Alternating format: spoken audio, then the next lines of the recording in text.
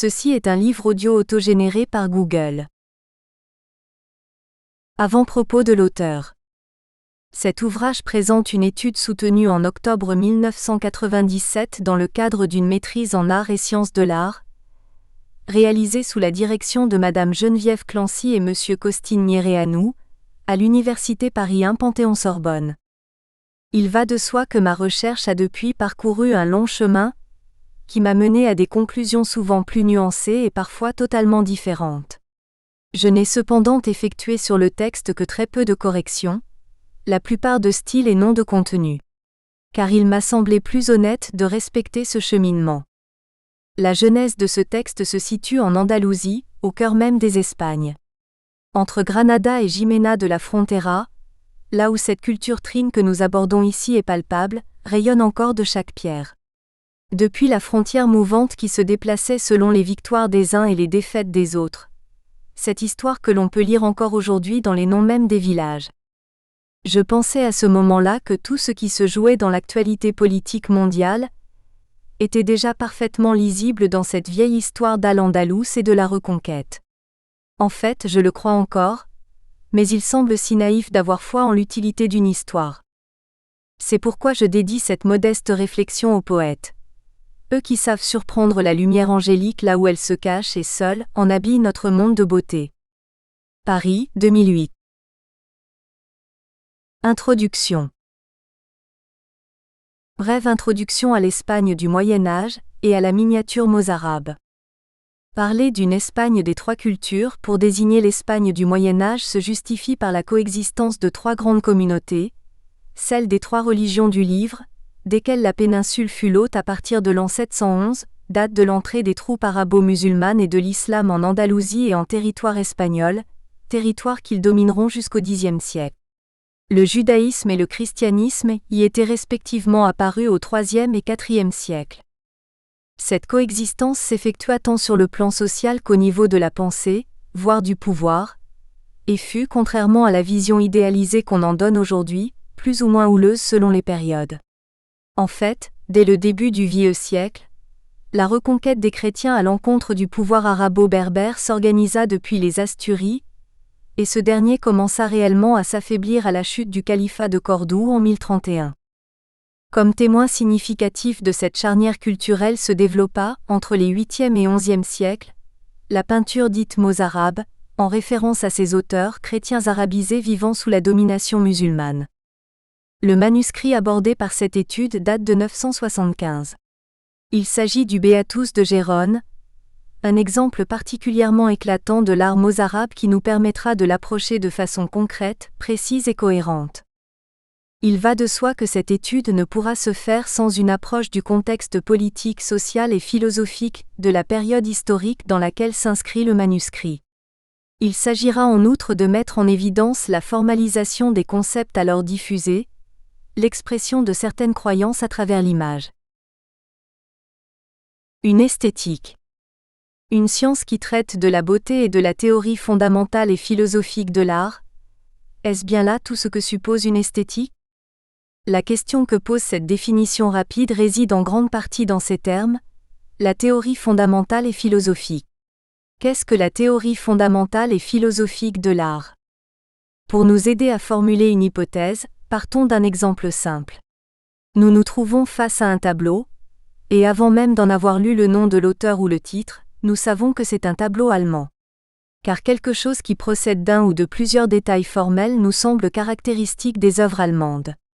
Si ces traits d'expression sont effectivement propres aux seuls artistes allemands, c'est que ces derniers sont mués par au moins un vecteur qui leur est commun. Ce vecteur appartient vraisemblablement à leur origine culturelle, puisque le seul point commun entre deux artistes allemands distincts est leur appartenance à un même groupe humain s'identifiant à une même culture. Une culture est avant tout le fruit d'un contexte géographique. Une terre, un relief, une lumière, car la lumière du nord de l'Allemagne n'est évidemment pas la même que celle de l'Andalousie. Puis elle est le fruit d'un contexte humain qui s'est adapté à son environnement, et aux autres humains qui éventuellement y vivaient. Quoi de plus mouvant et changeant qu'un être humain ? Les êtres qui parlent, pensent, échangent, s'affrontent, n'est donc aussi une culture. Et ce sont ces mêmes hommes qui la redessinent sans cesse. Une culture ne change pas, elle évolue.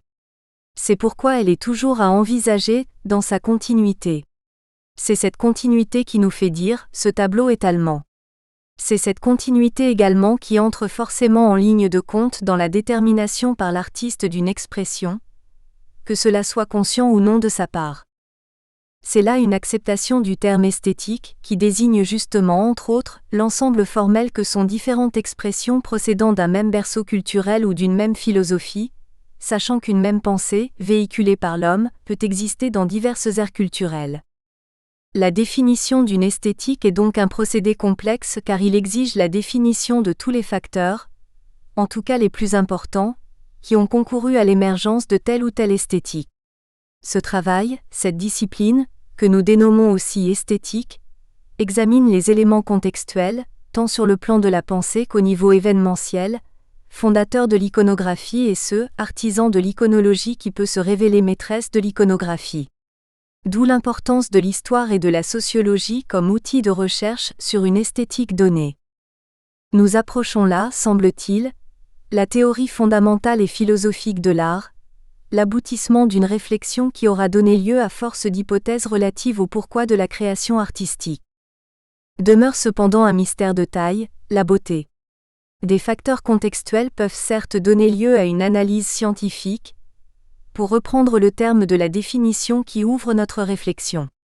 Mais la beauté ? Il semble justement que c'est lorsque l'on cherche à la soumettre à un examen méthodique, qu'elle se dérobe. Car elle est à notre image, elle est ce qui nous émeut, ne nous émeut que ce à quoi nous nous identifions en tant qu'être, une et mille, elle nous renvoie à l'abîme de notre ignorance sur nous-mêmes que nous tentons de combler en y employant toute notre impuissance, le plus souvent à travers une croyance illusoire. Mise au point. Dans l'Antiquité, la première religion du livre, le judaïsme, affronte une pensée qui occupe alors une place prépondérante, la pensée grecque.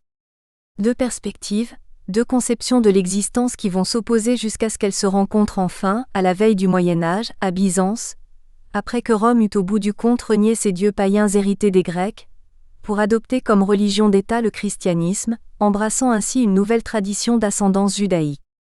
Cette fusion donnera lieu à une civilisation des plus brillantes dont certaines formes iconographiques arriveront jusqu'à la péninsule ibérique, portées par 3 invasions successives. Rome dans l'Antiquité y jette les bases de l'idéologie chrétienne, préparant le terrain pour l'arrivée d'une iconographie barbare qui s'y adapte totalement. Les Wisigoths dont l'iconographie s'inspire en partie des formes byzantines. Les Omeyyades qui font entrer dans la péninsule tant la pensée que l'art byzantin. Non pas dans la lignée de Byzance mais dans celle de l'affrontement des pensées grecques et judaïques, jaillit l'Apocalypse de Jean, dont procède le commentaire de l'Apocalypse de Beatus de Liébana, puis le Beatus de Gérone. Première partie. Espagne. Je suis l'alpha et l'oméga. Dit le Seigneur Dieu. Je suis celui qui est, qui était et qui vient. Le Tout-Puissant. Saint Jean l'Apocalypse, chap. 1, volume 8. Figure 1, l'alpha. Beatus de Gérone, cathédrale 7, fol 19. Contexte historique. Première et dernière lettre de l'alphabet grec, l'alpha symbolise le commencement et l'oméga, la fin, ce que l'on peut encore exprimer dans un contexte comme le nôtre par les termes création et salut. Ainsi s'affirme dans l'Apocalypse de Jean, ultime livre du Nouveau Testament, l'essence du Seigneur Dieu, c'est-à-dire le Christ affirmant d'emblée sa nature divine. On peut donc dire que par ce biais est définie et proclamée la spécificité de la foi chrétienne, foi en une Trinité divine, le Père, le Fils, le Saint-Esprit, mais qui surtout consiste en l'adhésion au mystère du Christ, mystère procédant de sa nature et de sa résurrection. C'est précisément ce mystère que prétend révéler l'Apocalypse de Jean, ce mystère source de bien des discussions durant le premier millénaire et qui mériteront qu'on les mentionne. Il est donc des plus cohérents que tous les manuscrits du commentaire de l'Apocalypse de Beatus de Liébana s'ouvrent par l'alpha, comme c'est le cas du présent Beatus de Gérone, objet de notre étude. Cohérent si l'on en juge par cette première vocation du texte de base, l'Apocalypse de Jean, au commentaire de Beatus, qui est l'affirmation de la nature divine du Christ. Cohérent enfin, si l'on se penche sur le contexte historico-philosophique dans lequel s'inscrit le Beatus de Gérone. L'alpha du manuscrit conservé dans la cathédrale de Gérone n'est pas seulement révélateur de la vocation christologique du contenu du texte apocalyptique, il l'est également de son époque comme nous le démontrerons. Et il importe, avant de se plonger dans l'analyse de la formulation du texte religieux par l'image, de bien définir ce qu'est le commentaire de l'Apocalypse de Beatus de Liébana et la période historique dans laquelle le second créa le premier. Il convient également, à travers la prise en compte de ce contexte, de définir tous les facteurs susceptibles d'être intervenus dans les partis pris picturaux de l'image donnée à ce commentaire dans notre manuscrit. C'est dans l'étude de ce contexte que sera défini aussi précisément le sens de l'appellation mozarabe, puisque les miniatures analysées sont partie intégrante de la peinture mozarabe qui se développa en Espagne, rappelons-le, entre les 8e et 11e siècles. C'est au prix de ces considérations que sera possible une analyse rigoureuse des miniatures ornant le Beatus de Gérone, analyse centrée sur l'expression de croyances, de concepts religieux par le biais pictural. Le commentaire de l'Apocalypse et Beatus de Liébana. Beatus de Liébana rédige son commentaire de l'Apocalypse en 776, travail qu'il reprendra en 784.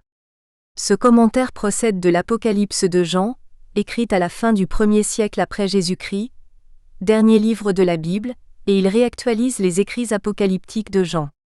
Car Beatus le rédige à des fins et dans des conditions bien particulières, dans la région des Asturies, au nord de la péninsule, au cœur des monts Cantabrie. Cela fait alors environ 65 ans que les musulmans ont envahi le sol ibérique, depuis 711, et le dominent presque totalement. Presque, car ils ne parviendront jamais à soumettre la zone du Cantabrique où avaient trouvé refuge les princes wisigoths déchus. C'est de là que part ce que l'on appelle la Reconquête, quelques 7 ans après l'entrée des troupes arabo-berbères dans la péninsule ibérique, une reconquête lancée par le roi Pelage dont on ne sait s'il était fils d'un duc wisigoth réfugié ou bien chef local. Toujours est-il qu'il fut le premier roi chrétien du royaume des Asturies élu par des Wisigoths et des Asturiens, et qu'après lui se transmettra de génération en génération l'idéal de la reconquête, un idéal d'unité politico-religieuse de la péninsule dont l'ennemi est évidemment le pouvoir arabo-musulman.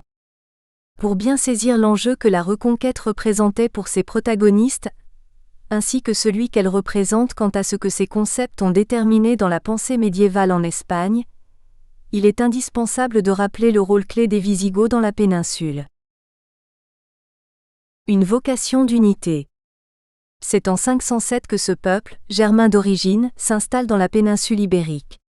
Les Wisigoths viennent des bords de la mer Noire et ont entretenu depuis 271 des rapports constants et pacifiques avec le monde romain. En annexant la péninsule à son empire, Rome en avait fait une province ou plutôt 6 provinces à la veille de l'arrivée des Wisigoths, la Bétique, la Lusitanie, la Galice, la Tarraconaise, la Carthaginoise et les Baléares. Les décisions étaient prises à Rome, puis exécutées dans chaque province. En dépit du fait que Théodose eut fait du christianisme la religion d'État de son empire en 391, ce sera un roi wisigoth qui imposera définitivement la foi catholique en Espagne en 589, année du troisième concile de Tolède qui proclame l'unicité de religion. Le concept d'unité territoriale, politique et religieuse, et par extension d'Espagne par opposition à celui d'Espagne hispaniée, naîtra donc au temps des Wisigoths. Chaque jour plus étroitement, État et Église s'uniront jusqu'à faire du peuple espagnol une société une et unie observant une même croyance et une même loi. L'arianisme. Il convient néanmoins d'évoquer l'arianisme, une branche du christianisme que le Concile de Nicée 325 réfuta et qui doit son appellation à Arius d'Alexandrie, prêtre qui la prêcha à la fin du IVe siècle. L'arianisme conçoit le Christ comme la première créature de Dieu, ne bénéficiant que d'une divinité octroyée par son Créateur, ce qui équivaut à une négation de l'essence divine de Jésus. Or l'arianisme compta l'Église wisigothe parmi ces églises. Et s'affrontèrent dans l'Empire barbare, sans relâche, les deux conceptions chrétiennes, arienne et catholique, dont la divergence se fonde donc essentiellement sur la nature du Christ jusqu'à la conversion au catholicisme en 586 du roi Richerd, qui entraîna sa proclamation comme religion d'État. Ce fait mérite d'être mentionné dans la mesure où, 2 siècles plus tard, Beatus de Liébana se verra très engagé dans la lutte contre une résurgence de l'arianisme que nous définirons plus avant, engagement qui constituera l'une des justifications de la rédaction du commentaire de l'Apocalypse. Enfin, pour clore cette parenthèse sur l'apport crucial des Wisigoths à l'Espagne comme entité politico-religieuse, nous mentionnerons l'une des références essentielles de Beatus de Liébana, celle que constitue l'œuvre écrite d'Isidore de Séville. Le dernier père de l'Église d'Occident influence Beatus. Pierre Bonassi, dans Histoire des Espagnols, ouvrage dirigé par Bartolomé Benassar, confronte, afin de souligner combien les Wisigoths contribuèrent à cet idéal d'unité espagnole, 2 citations. L'une d'un Romain, Orose, et l'autre de l'hispano-wisigoth Isidore de Séville. Le premier écrit « Je suis romain et rien que romain et je loue ma naissance qui m'a donné cette patrie romaine ». Alors que le second revendique « Parmi toutes les terres qui s'étendent de l'Occident jusqu'à l'Inde, tu es la plus belle, ô sainte et heureuse Espagne, mère des nations, toi qui illumines non seulement l'océan mais aussi l'Orient. Tu es l'honneur et l'ornement du monde, toi la part la plus illustre de la terre, où fleurit la gloire féconde du peuple goth. » Isidore de Séville fut l'un des piliers du nationalisme hispano-goth. Ces citations reflètent parfaitement l'évolution de la péninsule, de la province romaine à la nation espagnole. Isidore, archevêque de Séville à partir de 599, laisse comme témoignage du rayonnement culturel de sa terre une œuvre écrite constituée de 20 livres, les étymologies qui recensent tout le savoir antique et contemporain de leur auteur. Une œuvre donc, témoignant d'une certaine continuité de la romanisation et la christianisation de la péninsule qui se poursuit et s'approfondit sous les rois wisigoths, en même temps qu'elle témoigne de l'affirmation d'un pays qui voit se former les bases d'un idéal qui se consolidera tout au long de la Reconquête jusqu'à triompher au XVe siècle. Parmi les écrits d'Isidore de Séville, nous retiendrons le livre des sentences et le traité de la foi catholique pour la théologie, et 40 questions sur l'Ancien et le Nouveau Testament et le commentaire du livre des Nombres pour ce qui concerne l'exégèse biblique. Notons que ce dernier traite de l'arithmologie, symbolique des nombres permettant de résoudre les énigmes numériques de la Bible. Or, la symbolique des nombres est cruciale dans l'Apocalypse comme nous le verrons. Les témoignages d'une culture où les écoles se font ecclésiastiques et où le pouvoir civil s'appuie déjà sur l'Église, une culture néanmoins latine et chrétienne, la référence de la Reconquête qui part en 719 des Asturies pour contrer le pouvoir arabo-musulman. Car les Wisigoths réfugiés dans les Asturies n'auront de cesse que de recouvrer cette unité territoriale, politique et religieuse anéantie par les musulmans, et tout ce qui sera entrepris lors de la Reconquête le sera dans cette perspective, y compris le commentaire de l'Apocalypse de Beatus de Liébana. La nécessité d'un commentaire de l'Apocalypse. Covadonga. Première victoire chrétienne remportée par Pelage contre les musulmans, la bataille de Covadonga devient un mythe pour les chrétiens de la Reconquête, qui fixent leur première capitale à Cangas de Onís. Un mythe selon lequel la Sainte Vierge serait intervenue elle-même pour donner la victoire aux forces chrétiennes. Un mythe qui donne un élan extraordinaire. Nous espérons que vous avez apprécié cet aperçu. Pour continuer à écouter ce livre audio sur Google Play Livres, utilisez le lien dans la description de la vidéo.